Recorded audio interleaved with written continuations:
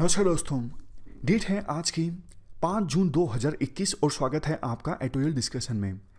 आज सैटरडे है, 3 इश्यूज हम डिस्कस करेंगे। सबसे पहले तो बायोडाइवर्सिटी को कंजर्व करने से संबंधित आर्टिकल हम डिस्कस करेंगे। दूसरे नंबर पे ग्लोबल वार्मिंग को कम करने के लिए जो आर्टिकल है उसे हम डिस्कस करेंगे। और तीसरे नंबर पे नीति आयोग के द्वारा जो SDG इंडिया इंडेक्स जारी किया गया है, इससे संबंधित आर्टिकल भी हम डिस्कस करेंगे। तीनों आर्टिकल्स इन्वायरमेंट से संबंधित हैं, डायरेक्टली इनडायरेक्टली, मतलब इन्वायरमेंट का कोई ना कोई एलिमेंट है तीनों आर्टिकल्स में।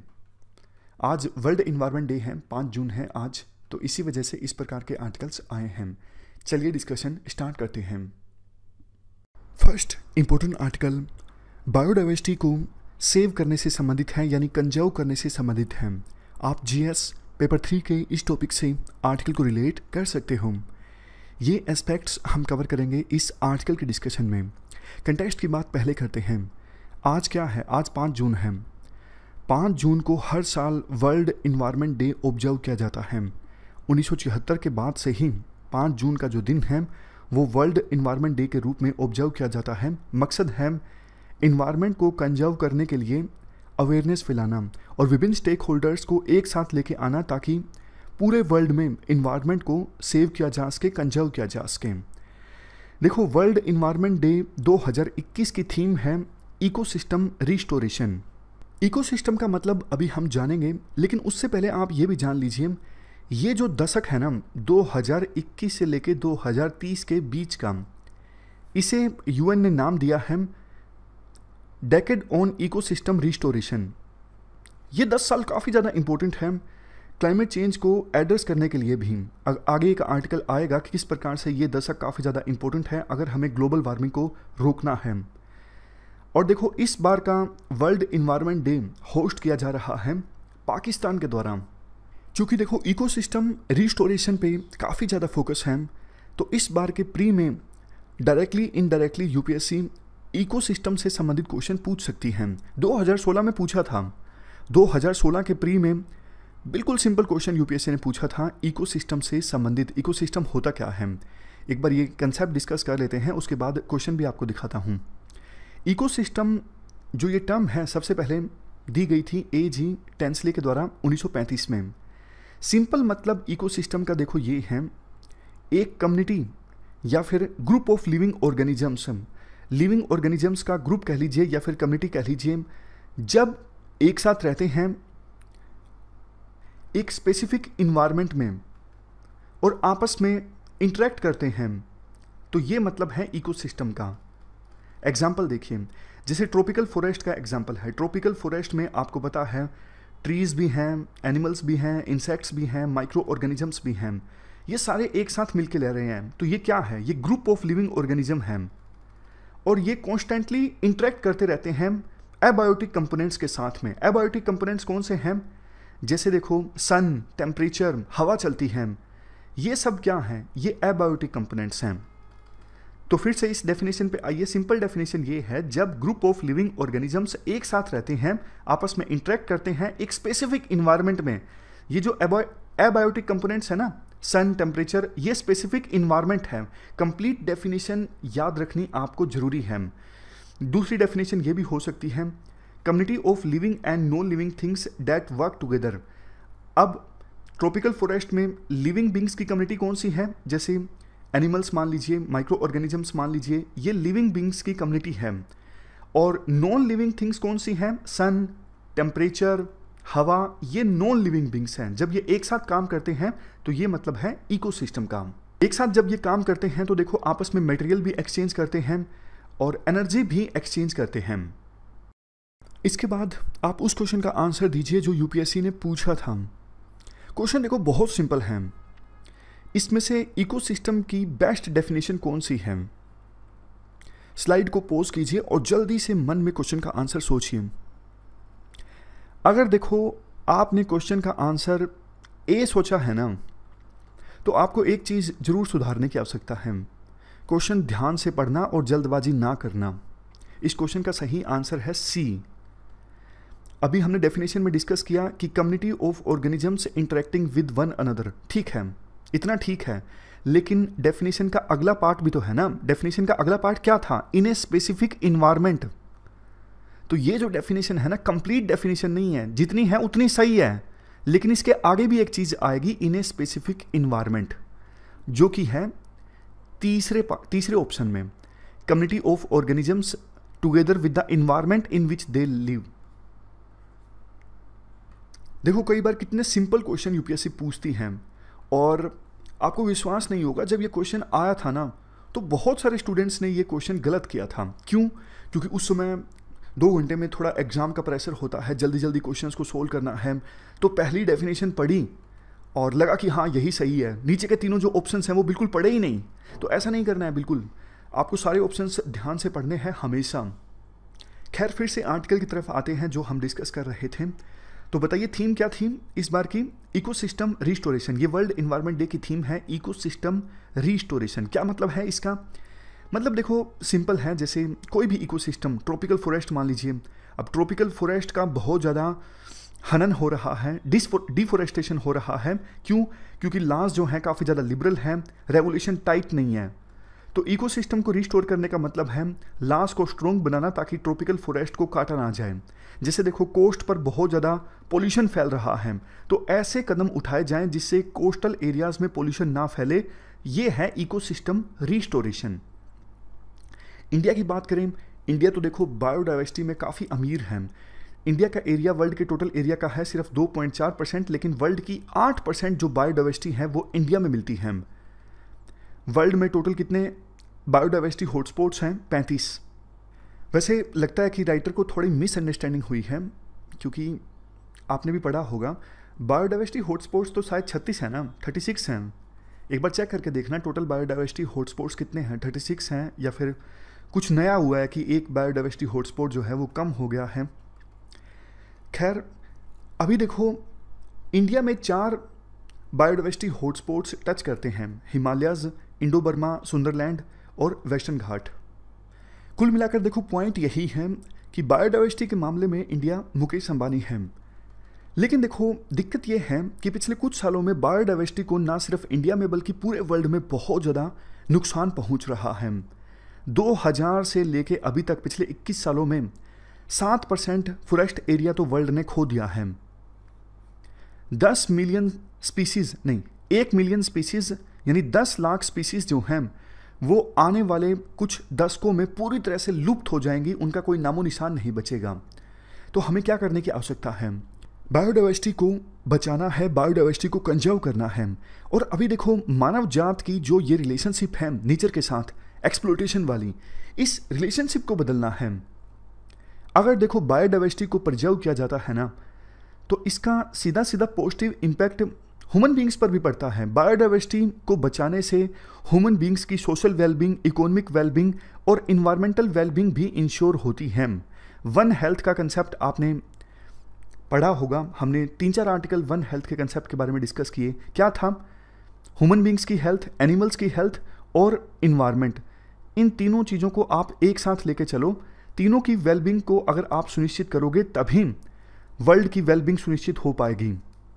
एक्सपर्ट्स का तो देखो ये भी कहना है कि ह्यूमन बींग्स की नेचर के साथ रिलेशनशिप जो एक्सप्लॉयटेशन वाली है, इसी का नतीजा है कोविड-19 की महामारी।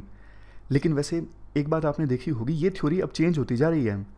अब तो सीधा सीधा चाइना पर आरोप लग रहा है कि चाइना की लैब से ये कोविड-19 का वायरस यानी कोरोना वायरस निकला है। अब 2 चीज़ें हो सकती हैं।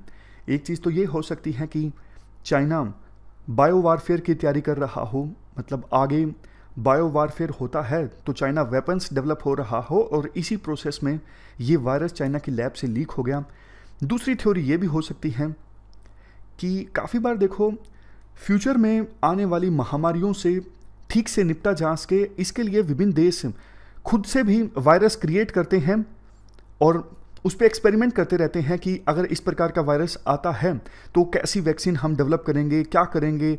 तो हो सकता है चाइना ने ये वायरस इसलिए क्रिएट किया कि आने वाले समय में इस महामारियों से निपटा जा सके और गलती से ये वायरस लीक हो गया। लेकिन कुछ भी हो, एक चीज़ तो साफ है, चाइना की गलती थी और टाइमली चाइना ने वर्ल्ड को नहीं बताया था इस वायरस के बारे में।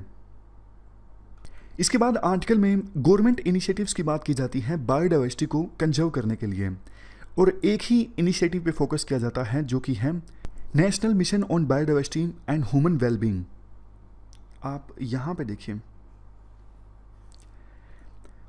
2018 में प्राइम मिनिस्टर को एडवाइस करने के लिए जो काउंसिल है, prime minister science technology and innovation advisory council, इस काउंसिल ने ministry of environment, forest and climate change और दूसरी मिनिस्ट्रीज के साथ मिलके इस मिशन को अप्रूवल दिया था।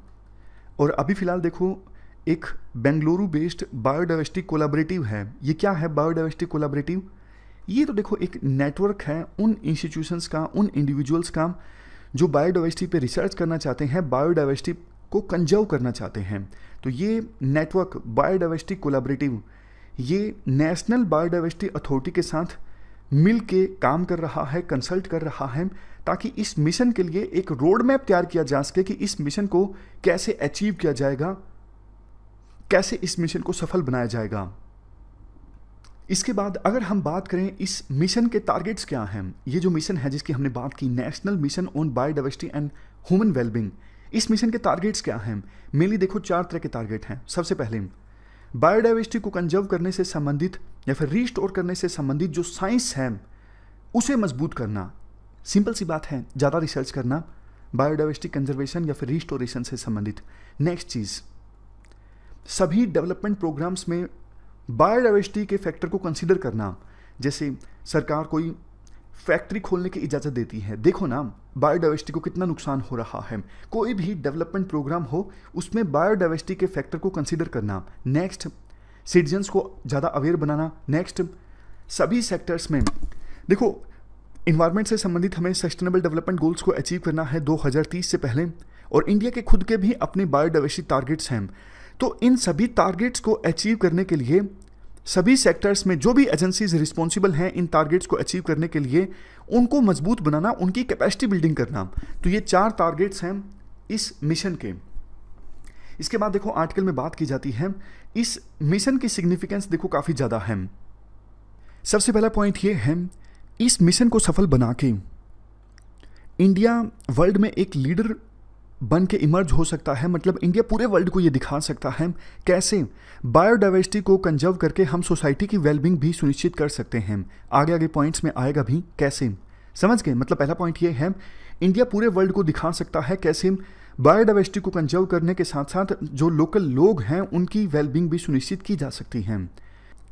वैसे एक बात बताइए, इंडिया का जो एरिया है वर्ल्ड के टोटल एरिया का कितना है? 2.4% है या 2.3% है?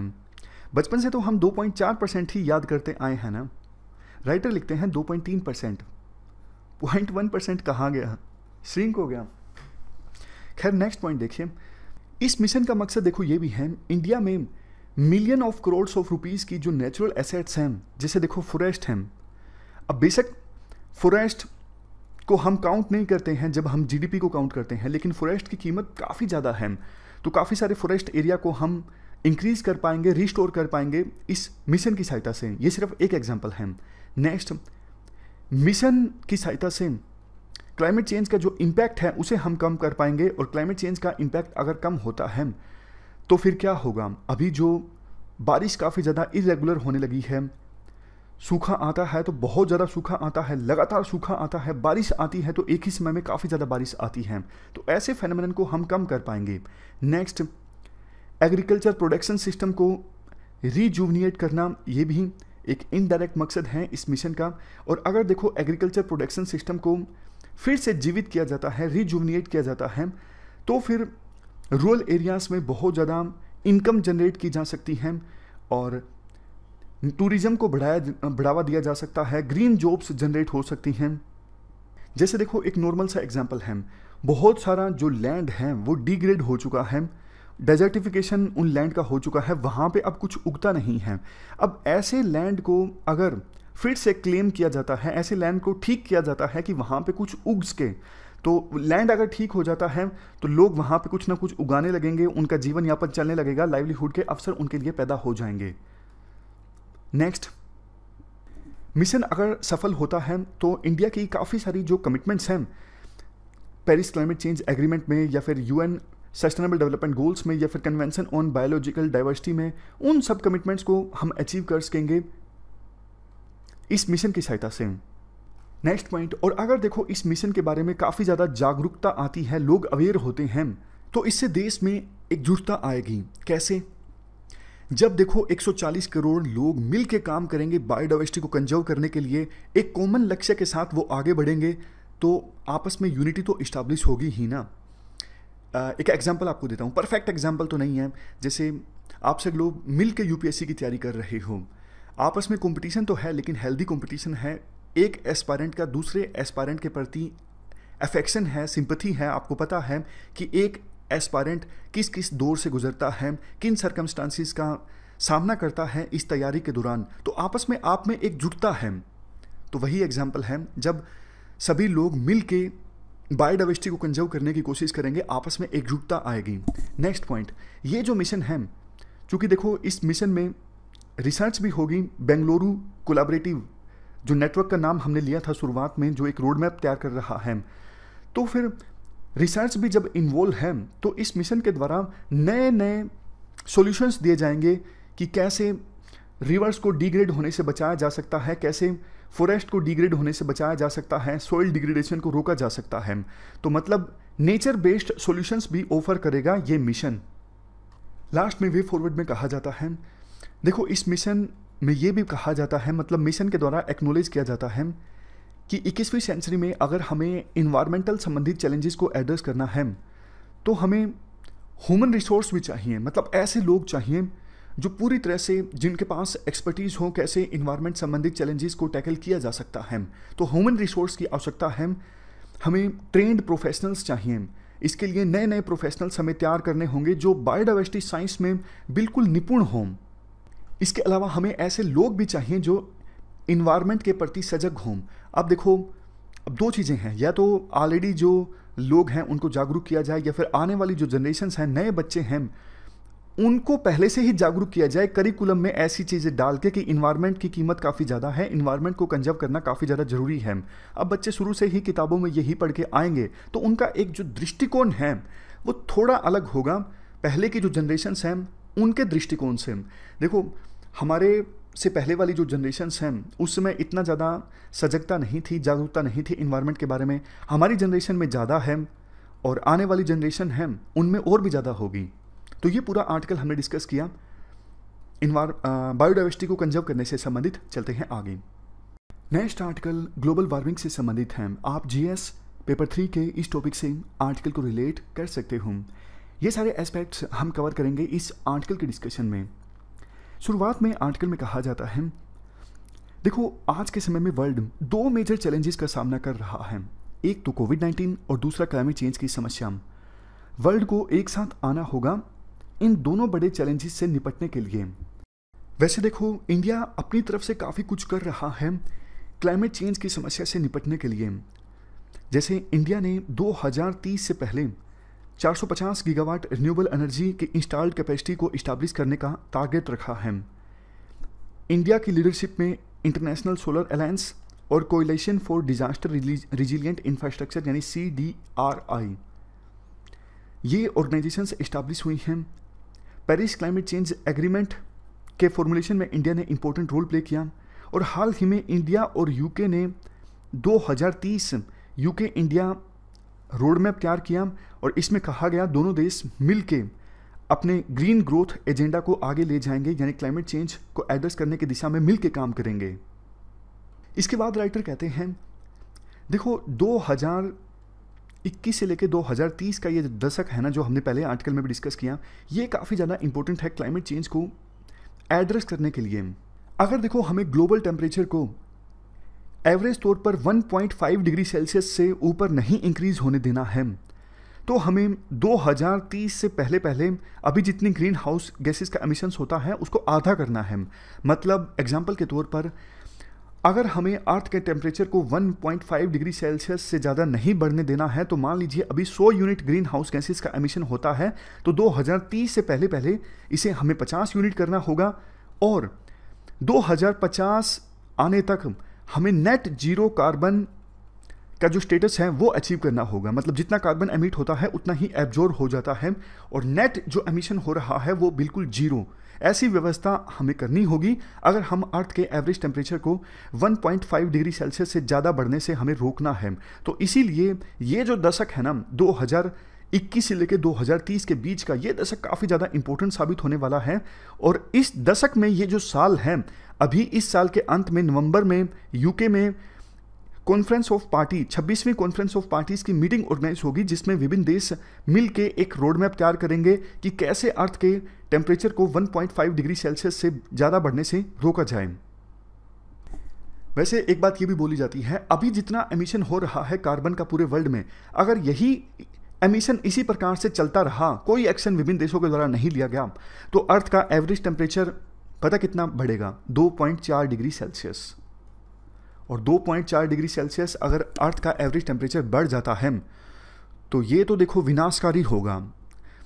ओशन में पानी का जो लेवल है काफ़ी ज़्यादा बढ़ जाएगा, बहुत सारा कोस्टल एरिया जो है वो सबमर्ज हो जाएगा, मतलब बहुत सारी दिक्कतें आएंगी। इसके बाद राइटर बोलते हैं, ये देखो जो 26वीं कॉन्फ्रेंस ऑफ पार्टीज़ की मीटिंग ऑर्गेनाइज होगी इस साल के अंत में नवंबर में यूके में ग्लासगो में, तो उस मीटिंग में 4 गोल्स पर डिस्कशन करने की आवश्यकता है। सबसे पहला तो ये सुनिश्चित किया जाए किसी भी कीमत पर अर्थ का एवरेज टेम्परेचर 1.5 डिग्री सेल्सियस से ज़्यादा ना बढ़ पाए, और इसके लिए 2050 से पहले net zero carbon emission achieve करना जरूरी है। जैसे देखो यूके की स्ट्रेटजी है, यूके अभी शॉर्ट टर्म टारगेट पे फोकस कर रहा है कि छोटे छोटे स्टेप्स ले रहा है नेट जीरो कार्बन के स्टेटस को अचीव करने के लिए, और 2050 से पहले यूके ने कमिटमेंट जाहिर की है कि हम नेट जीरो कार्बन एमिशन का स्टेटस हासिल कर लेंगे। देखो ये ठीक वैसा ही है जैसे सुबह टेलीग्राम चैनल पर जो ये पिक्चर शेयर की थी, छोटे छोटे स्टेप्स अचीवेबल हों जो, वो अगर लिए जाते हैं तो लक्ष्य की तरफ हम ज़्यादा आसानी से पहुंच सकते हैं, बजाय इसके कि पहला स्टेप ही इतना मुश्किल हो कि पहले स्टेप में ही हम अटक जाएं। तो सिलेबस कैसे कवर करना है, शेड्यूल बनाते वक्त, टारगेट सेट करते वक्त आप इस चीज़ का ख्याल जरूर रखिए। देखो ये ओनली IAS का चैनल आप ज्वाइन कर सकते हो, ये लिंक है ओनली IAS नथिंग एल्स। इसके बाद नेक्स्ट गोल क्या है जिस पर राइटर चर्चा की बात करते हैं कॉन्फ्रेंस ऑफ पार्टीज़ की मीटिंग में, कि क्लाइमेट चेंज के बुरे प्रभावों से लोगों को बचाना है। जैसे क्लाइमेट चेंज का असर देखने को मिल रहा है, साइक्लोन्स की फ्रिक्वेंसी काफ़ी ज़्यादा इंक्रीज हो गई है। पिछले कुछ दिनों में 2 साइक्लोन्स इंडिया से टकराए, ताउते और यास। ताउते टकराया वेस्टर्न कोस्ट से, यास ईस्टर्न कोस्ट से। तो ये जो क्लाइमेट चेंज का बुरा इम्पैक्ट अभी देखने को मिल रहा है, इसे कम करना है, लोगों को बचाना है, प्रोटेक्ट करना है क्लाइमेट चेंज के बैड इम्पैक्ट से। इंडिया का जो एक इनिशिएटिव है India led coalition for disaster resilient infrastructure, इस इनिशिएटिव का पार्ट है यूके, ऐसा राइटर बोलते हैं। तीसरा गोल, देखो पेरिस क्लाइमेट चेंज एग्रीमेंट में एक चीज़ ये डिसाइड हुई थी कि 2021 से हर साल डेवलप कंट्रीज $100 बिलियन की मदद डेवलपिंग कंट्रीज को देंगे ताकि वो अपने अपने टारगेट्स को अचीव कर सकें। इसके साथ साथ देखो डेवलप कंट्रीज़ के द्वारा बेस्ट प्रैक्टिसेस यानी टेक्नोलॉजी भी शेयर की जाएगी डेवलपिंग कंट्रीज़ के साथ, ताकि वो उस टेक्नोलॉजी का इस्तेमाल करके एमिशंस को कम कर सकें। तो ये कैसे किया जाएगा, इस पर भी चर्चा होगी। इसके बाद आखिरी गोल में तो राइटर कहते हैं हम सबको मिल के काम करना होगा। इन गोल्स को अचीव करने के लिए विभिन्न गवर्नमेंट्स के बीच सहमति बनानी होगी, ना सिर्फ विभिन्न गवर्नमेंट्स के बीच, विभिन्न बिजनेसमैन, सिविल सोसाइटी के लोग, उन सबको भी एक मंच पे लाना होगा कॉन्फ्रेंस ऑफ पार्टीज़ की 26वीं मीटिंग में, ताकि इन सभी क्रिटिकल सेक्टर्स में एक इंटरनेशनल कोलैबोरेशन देखने को मिले और पूरा वर्ल्ड एकजुट हो ग्लोबल वार्मिंग को कम करने के लिए और अर्थ के एवरेज टेम्परेचर को 1.5 डिग्री सेल्सियस से ज़्यादा बढ़ने से रोकने के लिए। तो ये हमने पूरा आर्टिकल डिस्कस किया ग्लोबल वार्मिंग से संबंधित। चलते हैं आगे। Next article SDG India index 2020-21 से संबंधित है। ये इंडेक्स हाल ही में नीति आयोग के द्वारा रिलीज किया गया। आप GS पेपर 2 के इस टॉपिक से आर्टिकल को रिलेट कर सकते हो। देखो इस इंडेक्स से क्या कुछ बातें निकल के आती हैं। जो ये 17 सस्टेनेबल डेवलपमेंट गोल्स है ना, जिनको अचीव किया जाना है 2030 से पहले, उन गोल्स को अचीव करने की दिशा में इंडिया किस प्रकार से आगे बढ़ रहा है और इंडिया में विभिन्न स्टेट्स किस प्रकार से आगे बढ़ रही हैं, उसके आधार पर यह इंडेक्स तैयार किया जाता है। ओवरऑल इंडिया का स्कोर इंक्रीज हुआ है। 2021 में इंडिया का स्कोर है 66, यानी इंडिया ज़्यादा करीब है पहले के अपेक्षाकृत अब सस्टेनेबल डेवलपमेंट गोल्स को अचीव करने के लिए।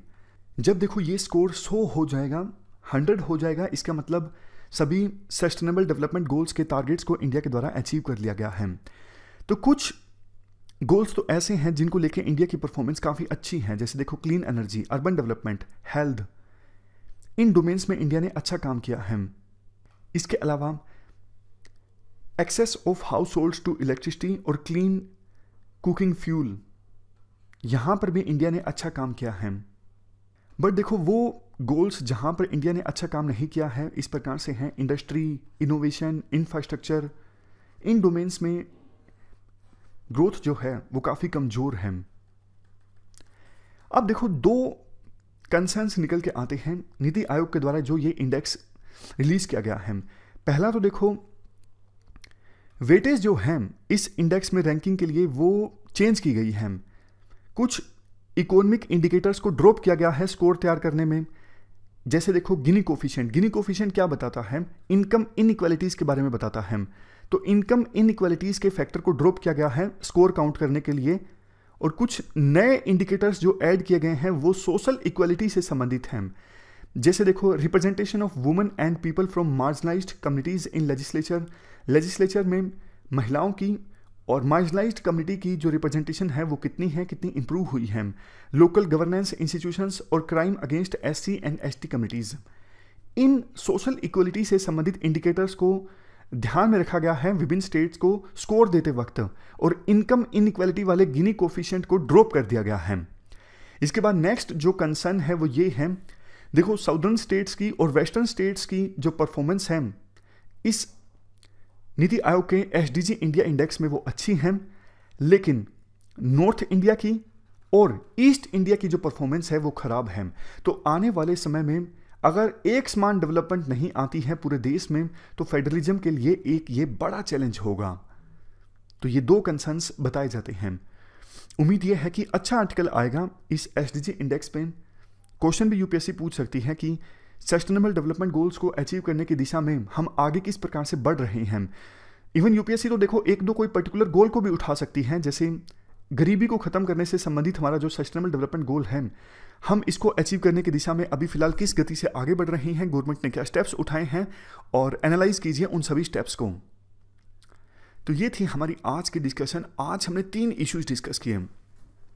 सबसे पहले हमने बायोडाइवर्सिटी को कंजर्व करने से संबंधित इशू डिस्कस किया। दूसरे नंबर पे हमने ग्लोबल वार्मिंग को कम करने से संबंधित इशू को डिस्कस किया। और तीसरे नंबर पे एसडीजी इंडिया इंडेक्स जो नीति आयोग के द्वारा जारी किया गया है इससे संबंधित आर्टिकल को हमने डिस्कस किया। Thank you very much for discussion.